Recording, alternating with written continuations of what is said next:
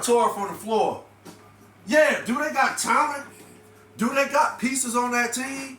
To a certain degree, yeah. As far as in the core group, what?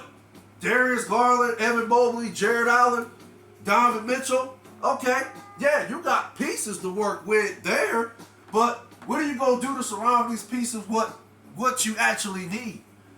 The Cavs need, first and foremost, I think they need to think about moving on from J.B. Bickerstaff. Again, I'm not calling for a coach's job, but again, this is the business. The NBA is, and for some teams, if not most teams, the business, the nature of business for them is to win an NBA championship. So, again, if you look at J.B. Bickerstaff's head coaching record over the years, it's not. I didn't look at the winning percentage. I didn't do my homework on that, but I did do my homework on that playoff record he had, which is 2-8. Before it was 2-8.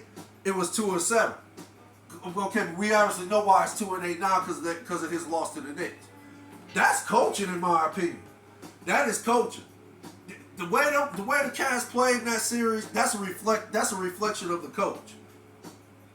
What is the coach doing to prepare these players to have that type of mindset, to come in, to be competitive at the highest level, to not get punched in your mouth, and not back down, not crumble like in a ball, or just get punched in your mouth and run home like we were kids. For some kids that got punched in their mouth, getting in a fight in school, someone stole their lunch. But yeah, back from the era I come up, most mothers or dads told them, man, you better go back up there tomorrow and whoop that kid's ass. Or if I hear about him whooping your ass again, I'm going to whoop your ass. So I'm just saying, I mean, this is, I'm not just saying, this is two different subjects I'm talking about, obviously.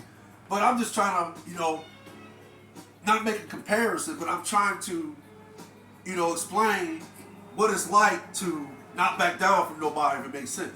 So, what was J.B. Bickerstaff doing? What kind of schematics was he drawing up? What kind of game plan was he coming up with? I mean, for the Cavs team to play soft as they did in that series, yeah, the coach is the first person I'm looking at. If I'm a GM, no, fuck the GM. If I'm the owner of the team, I'm going to ask the question, what the fuck was that all about? Seriously. What have you been? What is y'all running in practice? What is you saying to these dudes?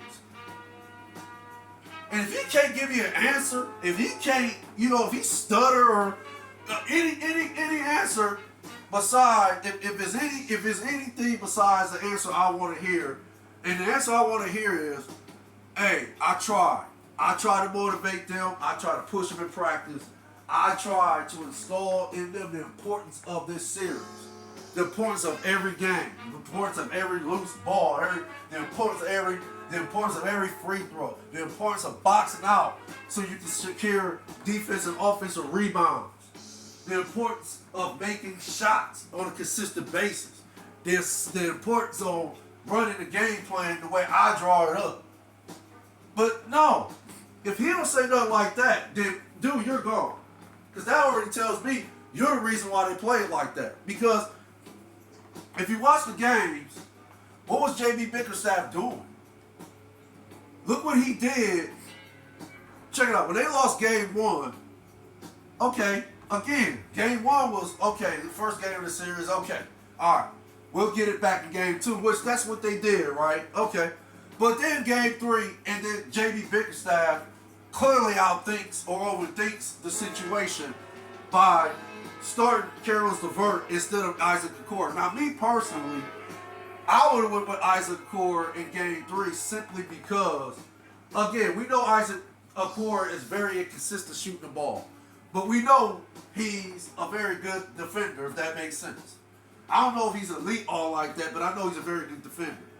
So, that's why I'm going with Isaac Okoro game three, just because of that reason. Now, if he gives you something on offense, that's a bonus.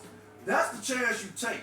Now, if he comes up and sticks up the joint, Then you take him out. Now you put in Karis LeVert.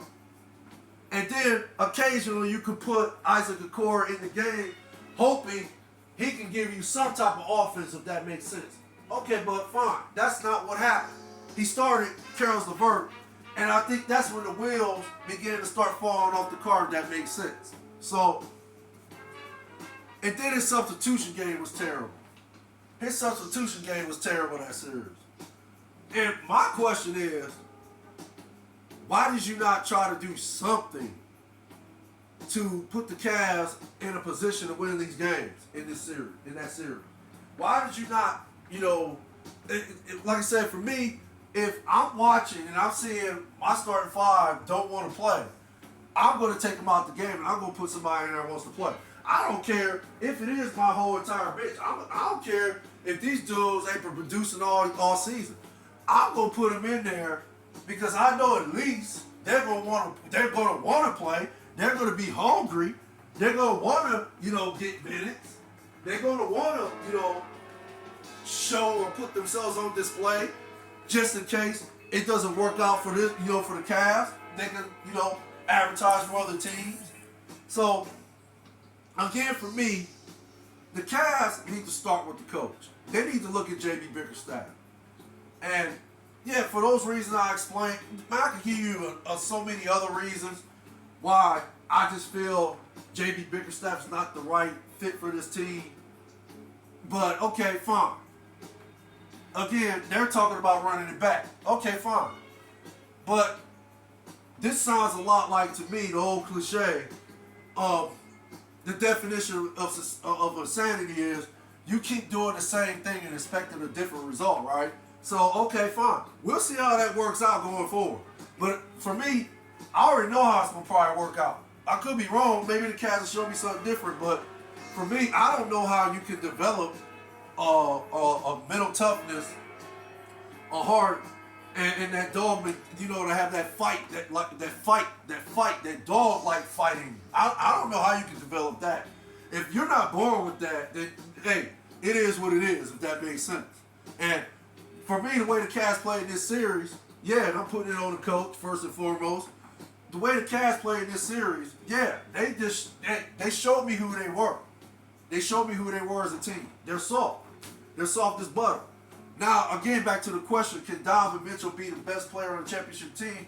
I would say yes, because, again, who's the best player on the Cavs team as of right now? Donovan Mitchell. Okay. Donovan Mitchell is a star, right? Donovan Mitchell, I like to think, I want to say, as I'm going to look up the notes, I think Donovan Mitchell, I want to say I ain't going to say it. I'm going to try to look up his stats right quick and see what he averaged for the season. I'm not going to look up the playoff ones because he was just trash in the playoffs. But I'm going to look up his stats for the season. And I think, I want to say, I want to know. I know he scored 71 points this season, right? Okay, yeah, that's an accolade for him, and that's a phenomenal accomplishment to score 71 points in the NBA. Of course, we know that. So again, I like to think this season. Now, yeah, for the 2022-2023 season, Donovan Mitchell averaged 28.3 points a game, right? 4.4 assists and 4.4 assists and 4.3 rebounds a game. And I believe he shot 48%. He shot 48% from the floor. So why would you not think he could be the best player on the team with those type of stats? And why would you not look at him as a star player? So yeah, Donovan Mitchell could be the best player on the championship team if all things are equal. Now, again, let's look at the Cavs. What the fuck do the Cavs need? We already know they need shooting. Let's not talk about the obvious. Let's talk about what the Cavs actually need. The Cavs need a motherfucker that's going to come in there and have that dog-like mentality. The Cavs need a motherfucker who's going to have mental toughness. The Cavs going to have a motherfucker that, for the most part, nobody fucking likes or wants to play against, if that makes sense. Like the Dennis Rodmans. like the Rasheed Wallaces, like the Ben Wallaces, and so forth. I can name so many other defensive ball players, but I'm talking about the ones that actually stood out that I just mentioned. Dennis Rodman, Ben Wallace, Rasheed Wallace is a pretty good defender. Ron Artest, there we go. Ron Artest. Now, we already know what them four was like on the defensive side of the ball. So, okay. Like I said, I'm not even going to get into their stats. We already know what type of defense ball players they were. Rodman in particular was a rebounder, and he was a terror on defense, shut down your best player. And Rodman was a master student of the game, but he was a master eventually at, winning the mind game. Like, Rodman played chess just like Bill Laimbeer did on the court, and I think that's where he learned all that from playing on those Detroit Pistons bad boy teams. I like to think that's where he got his lessons from and got that mentality from. So,